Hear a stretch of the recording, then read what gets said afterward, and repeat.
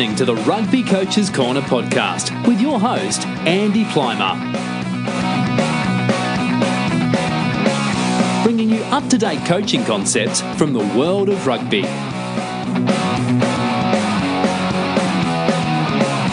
Sharing ideas to make the game better.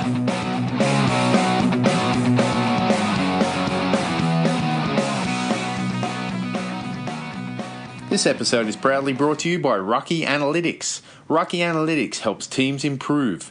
They take your game footage and analyse it for you, so you don't have to.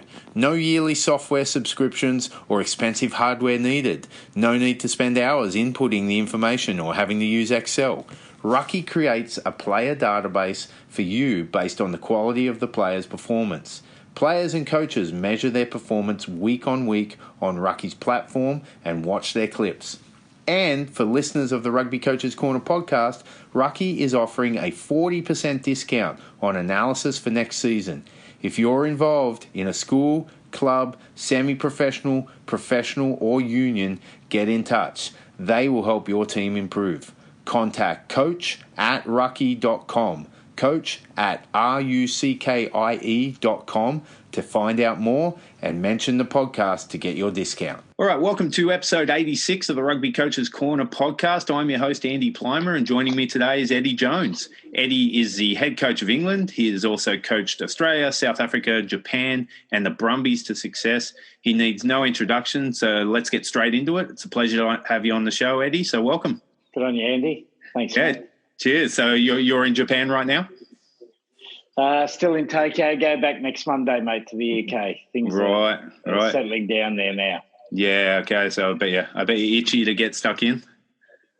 Yeah, well, I think we've still got some time to go before rugby resumes in any sort of fashion, but it's getting closer, mate. Yeah, no, 100%. I think that feeling's worldwide. So yeah, we'll probably tap into a bit of that later on. What about you going back? Your playing backstory. What's a brief summary of that?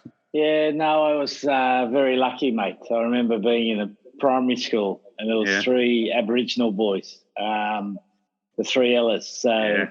We played rugby league. We played rugby league up until 15. Went to a high school that was a rugby school because you had the three L's in your side. You generally tended to win everything. So I was lucky to play with the best players. Then moved to Randwick, played a fair bit of first grade there. Played a handful of games for New South Wales, and had half a season at Leicester. Which was quite ironic that I've ended up coaching in England. But it was a good introduction, and I was lucky, mate. Played with good players. Yeah, and not only that, you're surrounded by some pretty awesome coaches too in your Randwick days and your high school days as well. What were some of the big takeaways from coaches like Bob Dwyer and the like? Yeah, well, the first one was Jeff Mould at Matchville High. He was just so passionate about his philosophy of the game. Yeah. And his philosophy of the game was to play as close to the game line as you can, short beat the opposition through short passes, brilliant at the basics. And that's probably the most overlying principle I have in coaching today. You know, I still remember that, still think that's correct. Then I was lucky to have Bob Dwyer, who was way ahead of his time. You know, he introduced sports science to rugby coaching, had a brilliant eye. He's one of those guys, you'd play a game, he'd come off and he'd say, remember at the 55-minute mark, you going down the left-hand side, did you see the inside support? He was just amazing. A brilliant coach.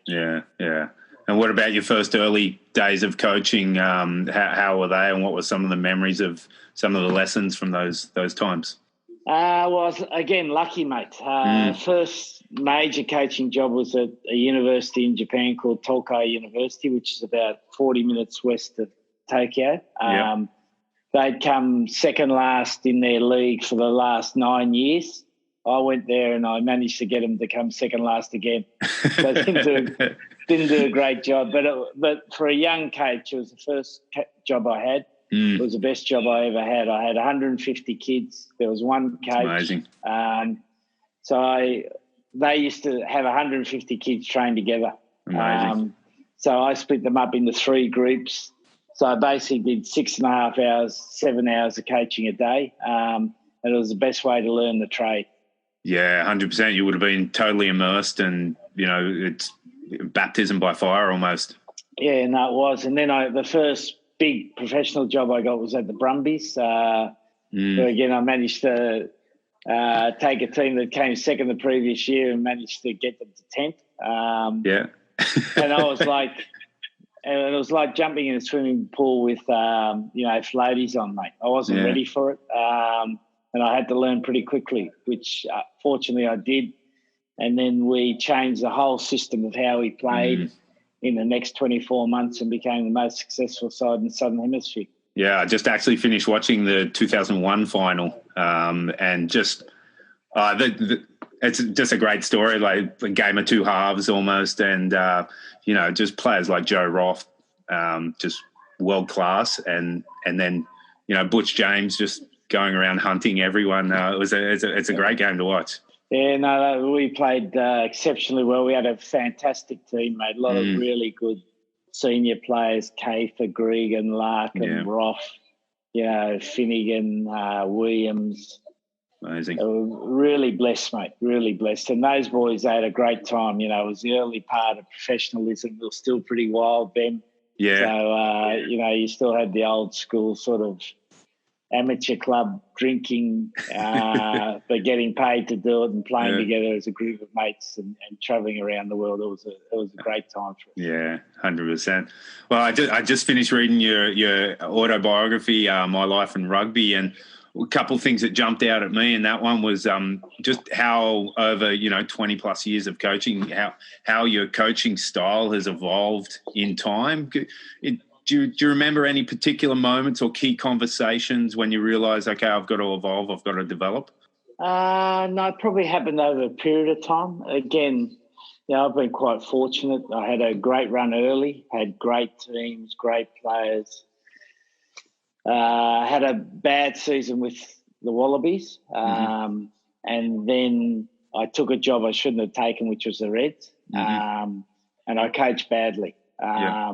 But I'm actually quite proud of what I achieved in that season, because it was the start of Quade Cooper and Will Jenya, who then went on to become obviously greats for Australian rugby and for Queensland rugby, and to win the Super Rugby 4 years. Yeah, but I didn't coach well that year, and we were getting to that stage where there was seriously generation changes in the way the players were. I was probably slow to adapt to it, but through that period, and then at the end of the Reds, I was lucky enough to go and assist South Africa as technical advisor. Yeah. So that sort of gave me my love back of coaching, where I just had to coach, and I was coaching great players. And the big change for me is that, you probably spend, in those days, the early days, 90% of your time at the start, at the head of the room, giving energy, giving direction, instructing, and now it's probably the opposite. You spend 10% at the front of the room, 90% at the back of the room, guiding, helping players discover where they need to go. Yeah, the players have changed. They're much more, they want to have a say. They're much more individually driven than they were. And so your coaching approach has to change.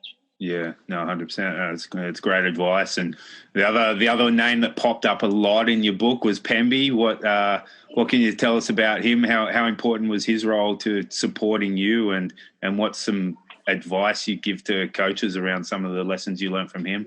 Yeah, well, I think any coaches that's serious about wanting to coach at the highest professional level, get a group of people around you that you trust, that have more knowledge than you've got. In Pemby's case, he's brilliant at assessing the media environment, assessing how the team can get an advantage. And you need those sort of people, as they say in England, in your back room, those people with great advice that can really point you in the right direction.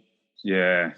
And the last thing on your book, another thing that jumped out at me was how the difference between, say, coaching Australia and Japan versus England in terms of finding like a spiritual home almost that you can rally the culture around, and how, Australia took them out to the outback, and in Japan you took them to was it Kyushu, I think it was pronounced, and how you struggled okay, so and you struggled to find that spot. How did in England? How did you work around that?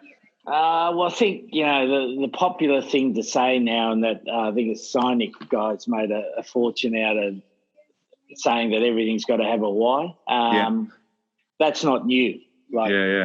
Let's not kid ourselves. To do something properly, you've always had to have a why to do it. Because you've always got to have that extra motivation to go the step. So you're always looking for any team you coach to come up with a purpose for that team. And sometimes it might be just the rugby. It might be the rugby. Sometimes it's cultural. Sometimes it's emotional.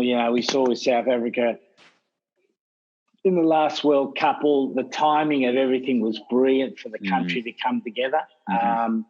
So sometimes it just happens by circumstance. Sometimes you've got to drive the circumstance. But you're always looking for that something special to bring your team closer together. So you can't hitch your trailer to one method in driving or developing or fostering a team culture. Not at all. I remember that, the Aussie team.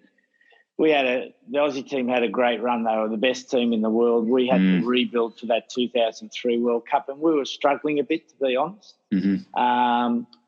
And by chance we went to Arnhem Land, and it's probably the most unplanned thing I've ever done, and it ended up superb. Amazing. We had Aboriginal dances. We were out on billabongs fishing. We had a crocodile attack the boat, which gave the whole thing a bit of humour. Lottie Takiri nearly fell in. And then we had a great night, and it just brought people together, and that stuck. And there was a lot of symbolic things that came out of that ritual. With Japan, we went to the original place where the boulder that Japan was supposed to be built on, which is in their national anthem. We went there, and we had 6 or 7 foreign boys in the team, mostly New Zealanders, one Aussie boy, Craig Wing. And you could feel that occasion, everyone pulling together and giving it something special. With England, we ended up going through quite a difficult couple of camps where we had players at each other. We had to get rid of a couple of players. But again, that process built the team tighter and closer. But you've always got to, as a coach, you've always got to be searching for it, mate. Yeah, 100%. So who'd win out of a crocodile and Lottie Takiri? Luckily, Lottie stayed on the boat, mate. Otherwise, we wouldn't have scored those couple of tries with the ball head for the Rabbitohs, mate. Yeah. It's my favourite league team. Oh yeah, absolutely, beauty. Well, on to the World Cup. There's been a lot of talk about your use of tactical periodisation, and how it's been adapted from the soccer model. Most people listening to this podcast are twice a week club coaches. What's a bit of a description about tactical periodisation, and how could a club coach adapt it to their Tuesday, Thursday game, Saturday kind of model? Yeah, Andy. Well, there's nothing magical about it, mate. But it's a methodology where the game's everything. So you've got to have a clear picture in your head of what the game is, and you should be able to enunciate that in a couple of sentences. So we play rugby this way. Yeah. What are the main parts of our game? Like with England, we try to put as maximum pressure on the opposition as we can. We find ways of trying to put pressure on the opposition that then creates attacking opportunities for us. Now, you watch the way New Zealand play. New Zealand traditionally have been a high-kicking team. They kick a lot, and they're the most brilliant team in kick return or creating unstructured situations. South Africa has been a power set-piece team. So you have to be able to, in those few words, be able to describe. And it doesn't have to have the totality of how you play, but it's got to paint a picture in your head as a coach and your player's head. So then you base everything at training about that. Everything you do, all your fitness, all your skill activities are based towards that game plan. The second part of it is then you periodise your week. And for a club coach, this is massively important. So, at the international level, we only train seriously once a week. So club coaches out there got more time than we've got. Like we've only really got Wednesday to train, where we have a proper training session. Because the players are too battered on a Monday. Tuesday we'll do a light, fast session, and then Wednesday we'll do a heavy physical, which prepares them for the game. And that's it. Yeah. So people have this idea that because you're a professional team, you have all this extra time. You don't. So the principles I'm talking about here are exactly the same for a club coach. So you've got to understand for each day of training, what's the physical component you want to train and what's the tactical and skill component you want to train.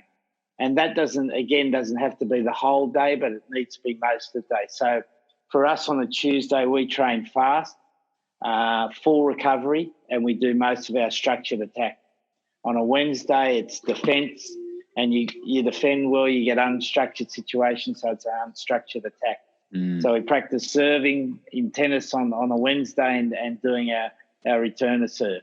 And that's a very physical session. So we try to make that about an 80% load of the game.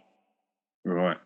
That's really, that kind of demystifies it a bit too. I think that's one of the things people hear that and go, oh, this doesn't apply to my setting. But when you put it like that, you can. So I remember, this flipping a long time ago now, mate, coaching Randwick. Used to do a similar thing, mate. Tuesday be lighter, we train fast, train our attack. Then Thursday the players are ready, they're a bit close to the game, they're ready to hit. So we do all our mauling work, all our defence work, and we do some longer phases of attack. So really, in reality, it's just a little bit of a sophistication on that. Yeah, right, beauty. And what about the World Cup? No doubt you've talked nonstop about that. What in reflecting now, what would be one or two really big takeaways for you from the World Cup? Well, it's always about, as a coach out there and all the coaches out there, your most important job selection. Get your selection right. And your selection's right. It's firstly for your squad, and then secondly for game by game. No, I think I did a reasonable job up until the final, and I've spoken about it. I think I should have rotated a few players, maybe started a few guys that didn't start in the semi, just to give us something a little bit different at the start of the game. Because I think you've always got to, when you're selecting, you want consistency, but you've also got to add that little bit of uncomfortableness to your team so no one knows they're in the team for certain. And it's a fine balance of getting it right. But selection's the number one thing, and number two is, like, the game of rugby hasn't changed, mate. You got to be brilliant at the basics, and you got to be able to do it under the most intense pressure. Fair call. All right. Well, we do have rugby summer in the world, which is pretty cool to experience. And so I just wanted to talk a little bit about the Southern Hemisphere for now. With the COVID lockdown, it's kind of presenting some opportunities for Australian rugby in terms of the Super Rugby competition. From you being a former Wallaby coach, and a former Super coach, of course, what do you see as at a time like this would be a model that would not only help Australian rugby perform, but also attract supporters and fans? Well, I think the Kiwis have shown the way.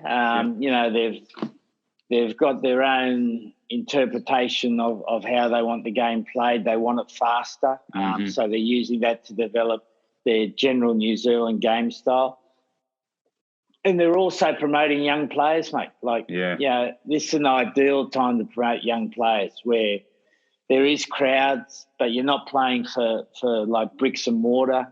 So the odd mistake, whilst it's difficult, you can tolerate it. Like just watching that Auckland Highlanders game on the weekend, Caleb Clark, young winger playing sevens last year. Now he's got the opportunity now to push his game forward. You've got the centre, Rico Ione, who was previously, an out-and-out winger, is now experimenting at 13. So you're developing this new talent. Highlanders had the young fullback who made a hell of a lot of mistakes, but you know that if he's a good enough player, he'll adapt and come back. And this, for Australian rugby, I see this as a golden opportunity for them to promote young players. The best young talent should be playing, the precious less, and you can find out which ones adapt the quickest. Yeah, and that's 100% there. You saw it with the Junior World Cup, the team that Australia had when they narrowly lost to France in the final.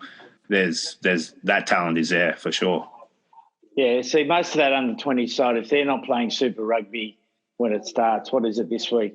Then it's going to be possibly an opportunity lost. Yeah, I agree. And what about Super Rugby Aotearoa? What are some of your takeaways with a coach's eye watching those games and, you know, the new law interpretations, which aren't really new laws, they're just like focusing on key parts of the game? Well, the referee stopped refereeing the breakdown, mate. You know, in a law or court, they would be charged guilty, and sentenced to a long time in jail, because they've only got one job, and that's to referee the laws. That's the one job they got to do. Yeah. But they've tried to become entertainers because they think higher ball in play gives you a better game, which in fact is the opposite. Because we've basically, over the last period of time, taken contests out of the breakdown, which is a contest.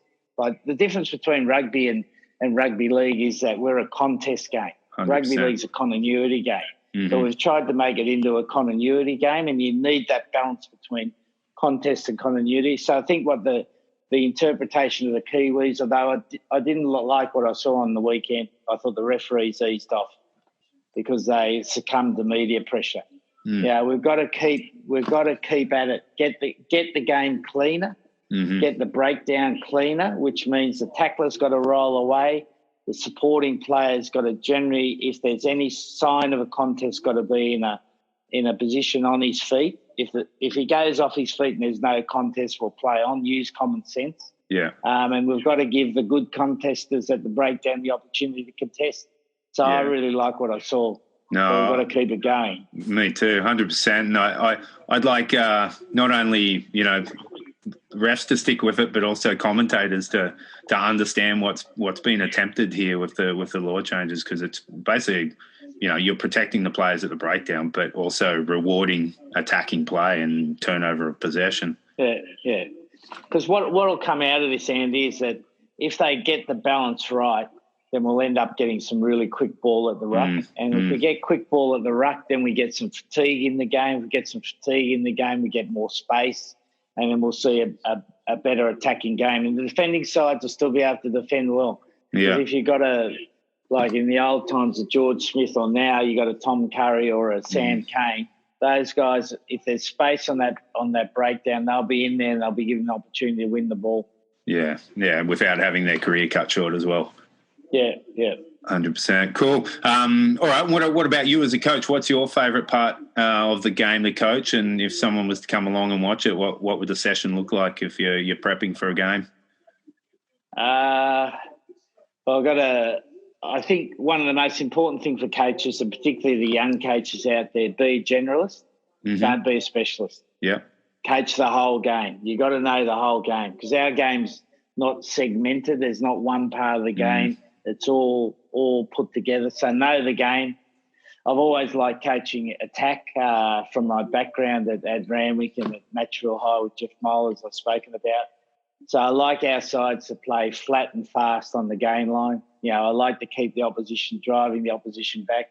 But these days you've got to kick the ball a bit more to drive them back. It's a bit harder because of the number of people on their feet and the defence capabilities of the opposition. Because you look now, you know, most locks can defend like back rowers. You know, and now we're getting props who can defend like back rowers. And you saw on the weekend there was a great tackle Caden Taylor made at the end of the line out. Now hookers couldn't make those 10 years ago, and now so defences are so hard to beat now. You've got to attack really well and quickly. So you've got to try to get to their goal line with the least number of rucks as you can. I agree. And what about post practice? How do you reflect on your sessions? Do you have a formal process that you follow, or do you work with the other coaches in the group, or how's that process work? We're continually changing it, and we're just going to start the next time we get together doing hot debriefs. Mean by that, we're going to, at the end of our main session on the Wednesday, not every Wednesday, but some Wednesdays, we're going to get the players in for 5-10 minutes and go through the main part of the session. So I think a key thing for every training session is to have a key objective or objectives and then assess those objectives. Yeah. Yeah, right. And what about staff selection? How do you select your assistant coaches? Do you look for an area that the team needs, or is it based around personality and body of work? What goes into that process? I was lucky enough to have a chat to Justin Langer recently, the Australian cricket coach. What a documentary that is. It's a good show, isn't it? He had a lovely saying: "Character over cover drive." Perfect. Love it. And it's true for staff. You want good characters. You want people who, they obviously need to know the game, but they need to be good characters. They need to want to learn and do. Like, there's a lot of people out there now that love to learn, but not many people do. So the hardest part is learning, is what you've learned is implementing it in a way that's going to matter for your team, that's going to improve your team. And that's the hardest part to get right. Yeah. Oh, great. Awesome. Well, great advice. Well, I know your time's valuable and you're busy planning. So, we always end this show with the same final 4 questions. When you were a kid growing up, first fell in love with the game, who were some of the players that really stood out to you that got you into the game? Probably a few leagueies in there. No. Well, I loved rugby league, so I loved Arthur Beetson. Yeah, he was just hard. Colossal to me. He was the only bloke I've ever seen offload the ball 30 metres. He was a freak. He was brilliant. Yeah, the best player I've ever seen is Mark Ella. He was absolute genius. And then the modern day players, Free Dupree, you got George Gregan, George Smith. Great players. We're lucky to have, Owen Farrell, Johnny May.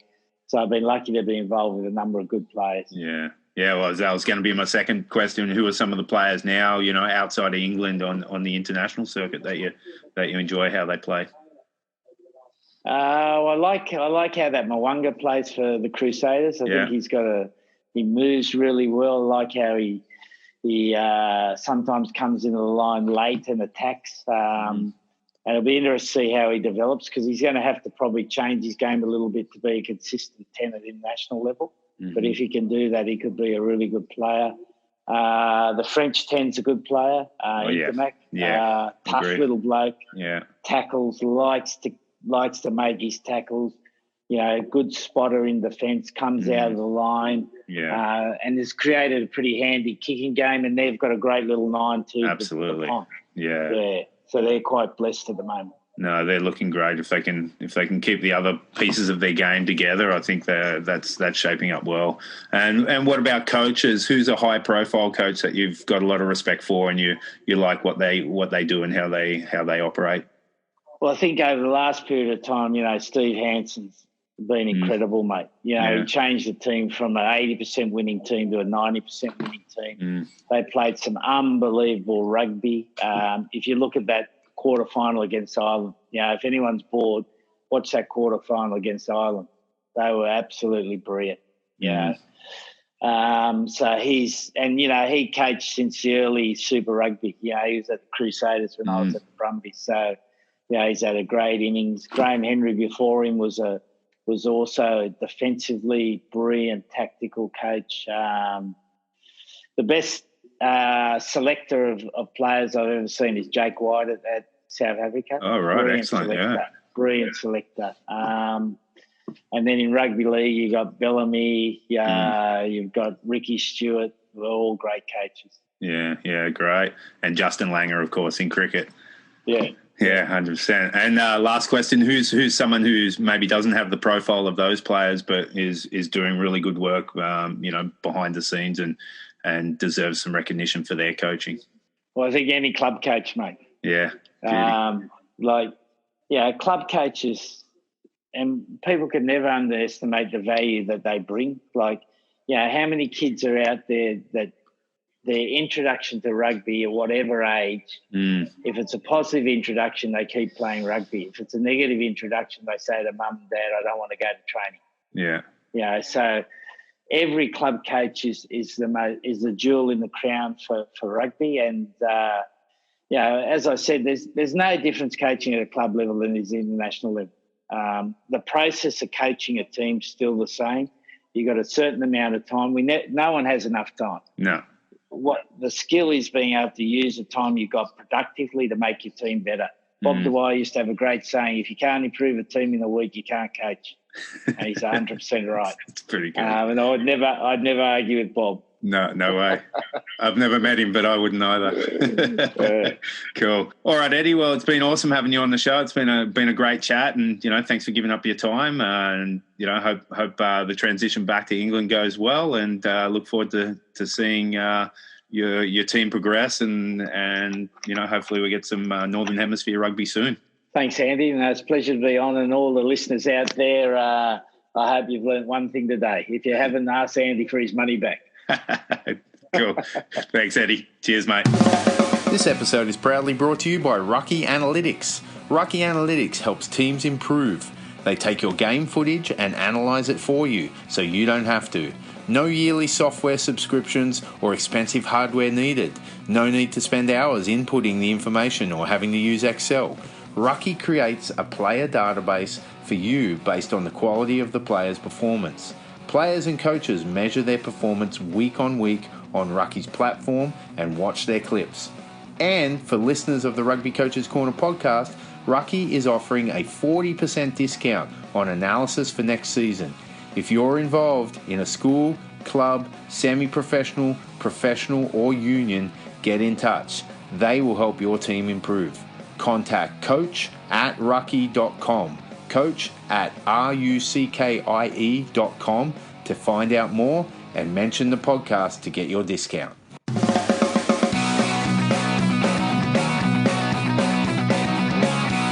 Thanks for listening to the Rugby Coaches Corner podcast. If you enjoyed the show, please leave a review via iTunes and keep listening for the next episode.